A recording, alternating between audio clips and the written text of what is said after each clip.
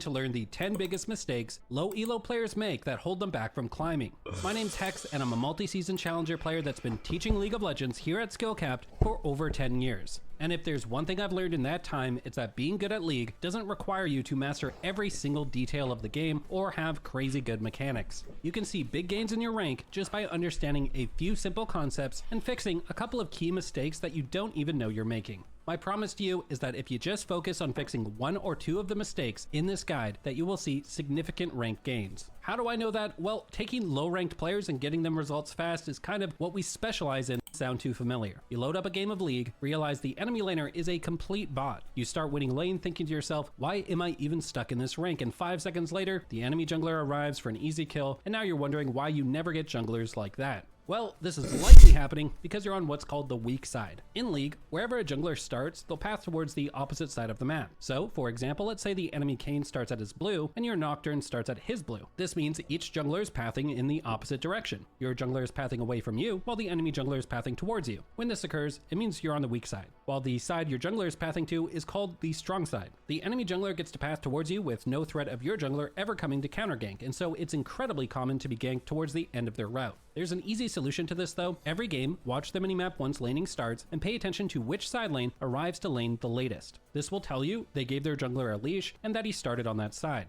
Most high-level players memorize 315 to 345 in game. This is because 315 is when a jungler will be finished his full clear and can gank you prior to the 330 scuttle spawn, while 345 is when they'll have finished taking the nearby scuttle and either be recalling or moving to the other side of the map. However, let's be honest, we're not playing in high elo, so for this reason, I just recommend playing safe from 3 to 4 minutes. It's easier to memorize and accounts for the randomness and inefficiency of low elo. Not a bad advice. Still, that doesn't Not a bad advice. around being ganked. I mean, how many times have you heard this before? You need to get the push lead early on. Pushing is amazing. Pushing gets you lane priority. It pins the opponent. Getting push advantage translates to level spikes, all-ins, recall timings. So you're like, okay, I get it. I need to push. You load into the game, start pushing, and one of Riot's super balanced champions just runs you down and kills you like you're nothing. Or the jungler just swings on by to immediately punish you for overextending, probably on a weird timing you can't even predict. Well, the cause of this is usually one simple mistake. Most low elo players will be pushing, winning lane, and so feel safe enough to throw out one of their key abilities to try and land more damage. This is a trap. Don't do this. Instead, identify what the key ability your champion has that helps you disengage and survive, and then just hold on to that while you poke the enemy with your other abilities. So, for example, with Hui, this could be holding onto your fear while you poke with your other spells. That way, if you get ganked or the enemy tries to engage on you, it's as simple as fearing them and running away.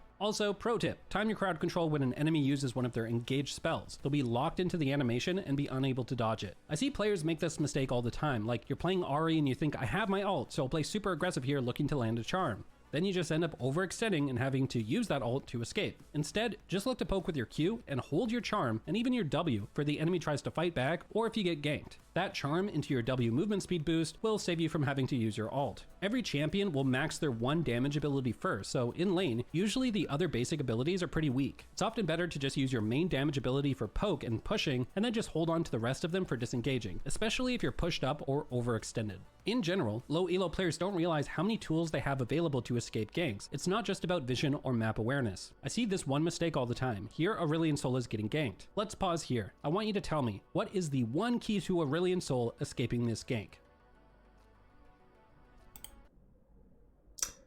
I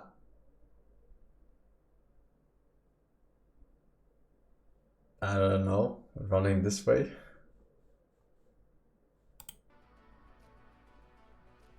It's simply running in the opposite direction of the enemy jungler towards the Yes! lane. Instead, the Aurelion Sol makes the all too common mistake of thinking his only escape route is towards the safety of his tower. When you push up a lane, you have to realize that running towards your tower is rarely going to be a safe path. You often just run towards the jungler, making the gank easier. Here's a great example of Faker using this concept. He's pushed Expert up, and has the arrived. jungler looks to punish him by flashing on him. Again, most players would flash towards their tower, but that just end up being a mistake as they'd get run down their lane. Instead, try to think of the direction that's most optimal opposite of the enemy jungler. It's not the river in this case, but actually flashing into the enemy's jungle. This creates maximum separation, causes the enemy to lose vision, and stops any more damage. Now, don't get me wrong, this ends up working out in the end because Faker was aware his jungler was bot side, and his bot lane had lane priority so they could get to him first. However, still the point is, when Vi first showed, how many of you thought flashing into the enemy's jungle was even an option? This one concept is key to pushing successfully. You have to be aware, you don't just have one escape path to your tower. Treat the entire opposite side of where the enemy jungler is ganking from as a viable escape route, and you'll start to realize why you've been dying so much. Now, I know that still doesn't fully solve the problem. In some cases, it won't be enough to deal with some of the champions. Yeah, I mean, this is not where we are lacking,